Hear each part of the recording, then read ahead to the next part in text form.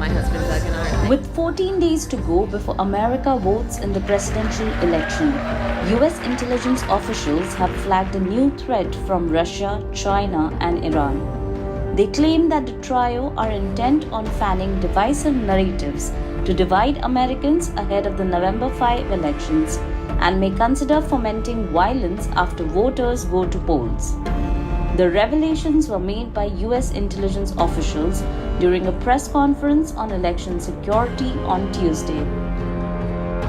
They further said foreign actors could consider physical threats and violence and are highly likely to conduct disinformation operations to create uncertainty and undermine the election process. An official from the Office of the Director of National Intelligence added that those actors could draw on the same type of tools they have been using in the pre-election period, especially information and cyber operations, and may also consider physical threats and violence.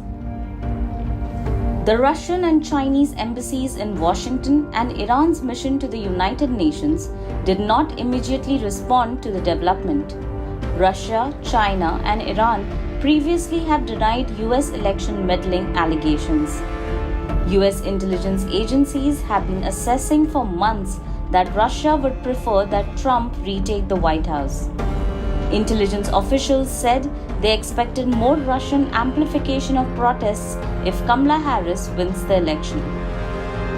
The election is expected to be close. A Reuters Ipsos poll released on Tuesday shows Democratic Vice President Kamala Harris with a 46% to 43% lead over Republican former President Donald Trump.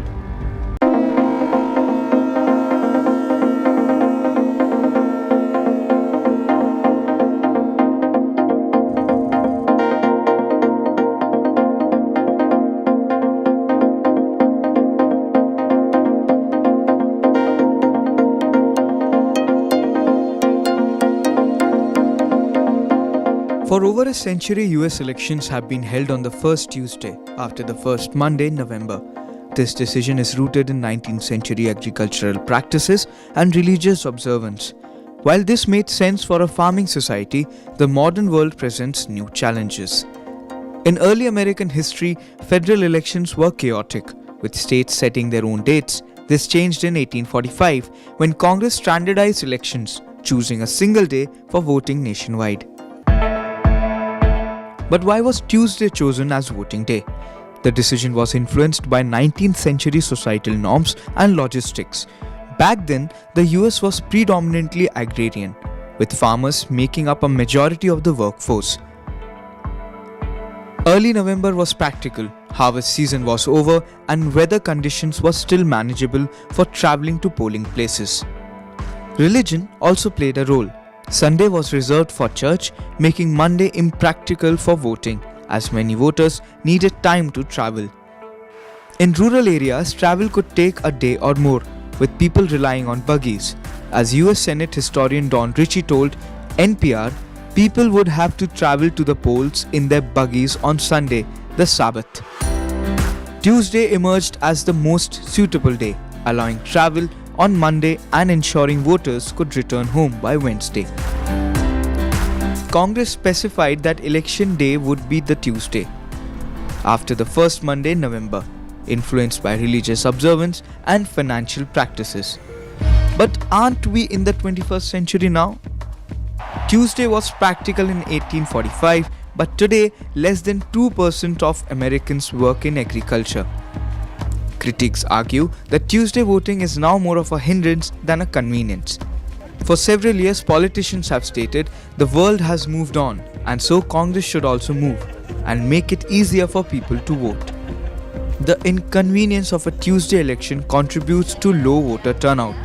About 25% of non-voters cite being too busy or having a conflicting schedule as reasons for not voting. Some experts call this tradition ridiculous and absurd, arguing there is absolutely no good reason whatsoever for Tuesday voting. So why the US can't move the voting to the weekend? Efforts to shift election day to the weekend have been ongoing but face significant resistance. Lawmakers have introduced bills to move election day, but these have constantly stalled in Congress. For the 2024 presidential election, election day remains scheduled for Tuesday, November 5. There are proposals to make election day a federal holiday, a move some believe would increase voter participation by giving people the day off to vote. About 240 million people are eligible to vote in this year's US election, but only a relatively small number of them are likely to decide who becomes the next president. There are only a handful of swing states that could possibly be won by either Democrat Kamala Harris or Republican Donald Trump.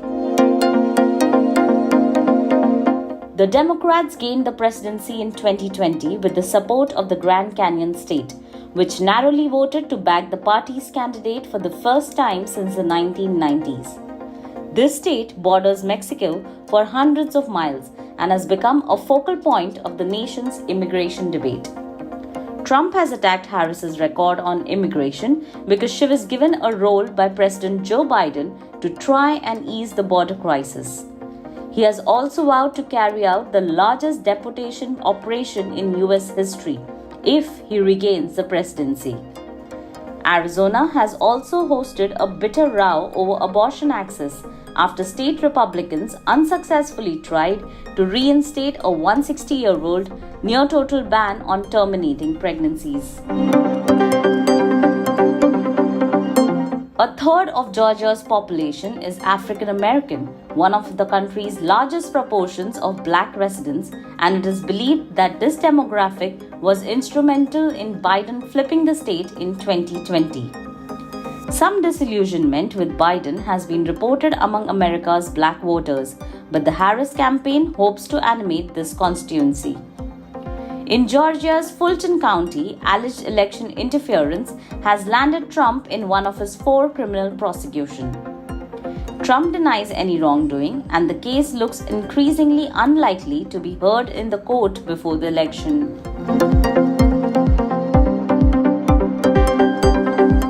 The Great Lakes state has picked the winning presidential candidate in the last 2 elections. Despite backing Biden in 2020, it has become symbolic of a nationwide backlash over the president's support for Israel during that country's war in Gaza. During Michigan's Democratic primary contest in February, more than 1 lakh voters chose the uncommitted option on their ballots, part of a campaign mounted by activists who want the US government to halt its military aid to Israel. Notably, Michigan has the country's largest proportion of Arab Americans, a demographic whose support for Biden was in jeopardy, but Harris has taken a harder tone on Israel. Trump has highlighted the state's significance in his potential path to victory.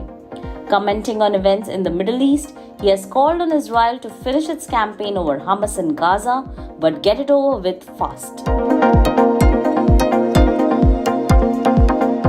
The Silver State has voted Democrat for the last several elections, but there are signs of a possible turnaround by the Republicans.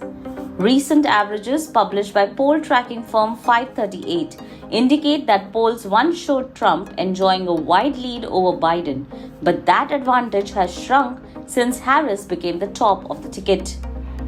Both candidates are vying to win the state's sizable Latino population. At 5.1%, the state has the highest unemployment rate in the country, after California and the District of Columbia, according to the latest US government statistics. If Trump comes to power again, he has vowed a return to an agenda of lower taxes across the board and fewer regulations. Polls appear to have tightened in the Tar Heel state after Harris assumed her place at the top of the Democratic ticket. That has perhaps been reflected in Trump's choice to go there for his first outdoor rally since an attempt was made on his life in July. For their part, the Democrats decided to give a platform to the state's governor, Roy Cooper. North Carolina borders Georgia and shares some of its top electoral concerns, as well as those in Arizona, another Sun Belt state. Trump carried North Carolina in 2020, but did so by just over 70,000 votes, which has further buoyed Democrats' hopes that this purple state, one that could vote red or blue, could be winnable in this election year.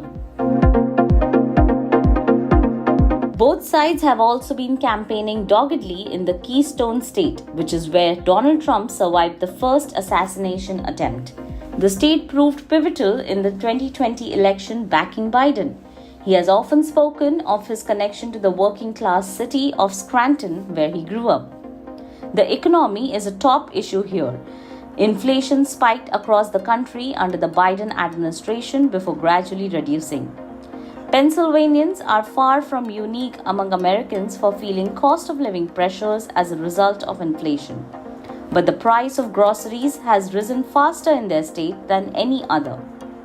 High inflation could hurt Harris across the US, as polling suggests it is giving voters an unfavorable view of the economy. Trump has sought to attack her by pinning her to the Biden economy. The Badger State also picked the winning presidential candidate in both 2016 and 2020 by a margin of little more than 20,000 votes each time. Pundits have suggested it is in marginal states like this one where an impact could be made by a third-party candidate who are campaigning against the policies of the big two candidates. Democrats have been fighting to have Green Party candidate Jill Stein removed from the ballot here, saying the party did not comply with the state election laws. Trump has described that state as really important. If we win Wisconsin, we win the whole thing. The summer Republican National Convention was held in Milwaukee. When we fight, we win! God bless you and God bless you.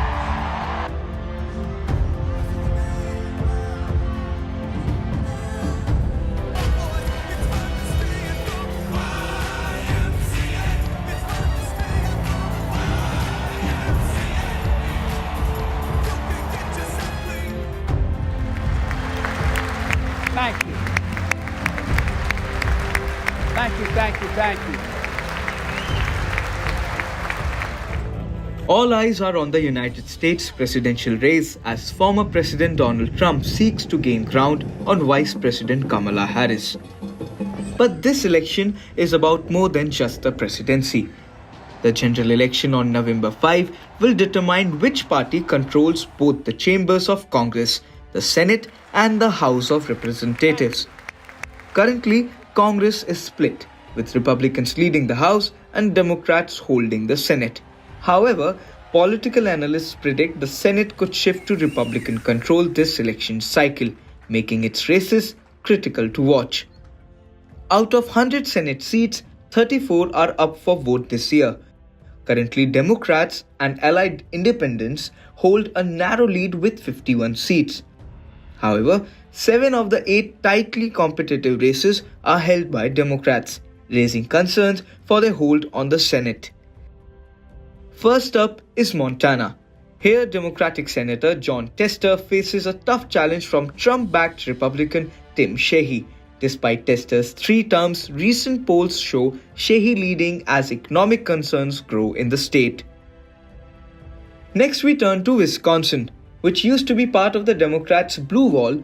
Democrat Tammy Baldwin, a long-standing political figure, is up against Republican Eric Hodey, who has invested heavily in his campaign and criticized Baldwin's record on spending. In Ohio, incumbent Senator Sherrod Brown faces a strong challenge from Republican Bernie Moreno. My name is Bernie Moreno. I'm honored to be the Republican nominee for the U.S. Senate from the great state of Ohio. Polls show a tight race, with both candidates appealing to voters on issues like immigration and bipartisanship. Over in Nevada, incumbent Democrat Jackie Rosen is defending her seat against Republican Sam Brown, a military veteran with Trump's endorsement. Rosen has highlighted Brown's opposition to abortion and ties to the MAGA movement. In Pennsylvania, Democratic incumbent Bob Casey aims for a 4th term against Republican David McCormick.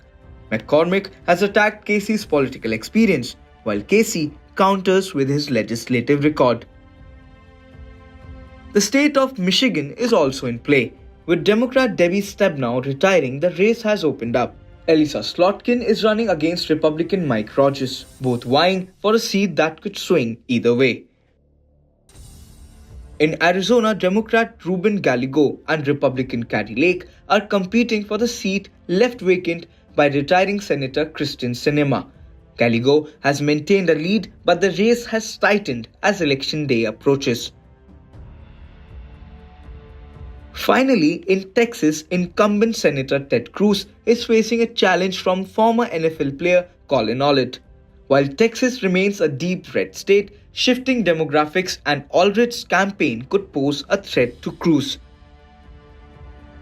As the election draws closer, these Senate races will be crucial in determining the balance of power in Washington.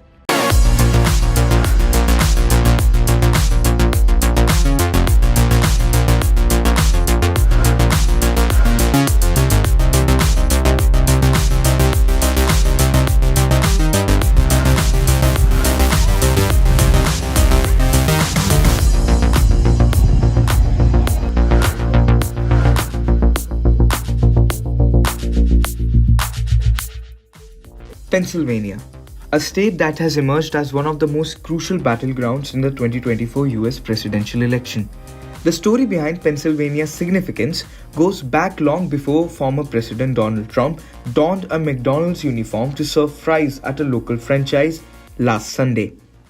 Pennsylvania, historically pivotal in the US War of Independence, is now a ground zero for the upcoming presidential race. Political experts predict a cliffhanger between Democratic nominee Kamala Harris and her Republican rival Donald Trump. To win the presidency, candidates need 270 electoral college votes, and each state contributes a different number. Pennsylvania has 19 electoral votes, while California holds 54 and Texas has 40. The Electoral College is composed of electors formed every 4 years, especially to vote for the President and the Vice President, as outlined in the Article 2 of the US Constitution. The number of electoral votes per state equals its 2 senators plus its representatives, totaling 535 electors across the country. While past voting patterns can predict support for candidates in most states, experts highlight 7 battleground states, including Pennsylvania, where the competition is fierce. These states are Nevada, Arizona, Wisconsin, Michigan, Pennsylvania, Georgia, and North Carolina. With changing political dynamics, both nominees now see Pennsylvania as a must-win. Thousands of volunteers from the Harris and Trump campaigns are flooding into the state to sway voters. Historically, Pennsylvania trended slightly blue, but it has become more purple in recent years, with close margins in elections. However, Democrat Josh Shapiro's recent 15-point victory in the 2022 governor's race indicates strong Democratic support. Pennsylvania on a whole reflects a microcosm of America. Its economy is shifting from manufacturing to newer industries, with a significant energy sector focused on fracking and agriculture as the second largest industry. The state is predominantly white but has growing immigrant communities. 12% of the population is black, just shy of the national average. Currently, Harris leads by less than 1 point, essentially a dead tie. In 2020, Joe Biden won the state by a mere 1.2 points. According to NBC News election desk, quote, Pennsylvania is emerging as the most critical battleground state in the 2024 election, unquote. Trump won the state by less than 1 percentage point in 2016, but lost it by about 1 point in 2020. Both campaigns are pouring substantial resources into Pennsylvania. They have made about 50 appearances over the past 3 months, more than any other swing state. In fact, 1 in every $4 spent on ads from September 1 to 20 went into Pennsylvania. That's according to Ad Impact. The Democrats aim to secure the blue wall, which includes Michigan, Wisconsin, and Pennsylvania. Meanwhile, the Trump campaign is putting up a tough fight in all the 3 states, which he won in 2016. As the election draws closer, all eyes will be on Pennsylvania, where every vote counts.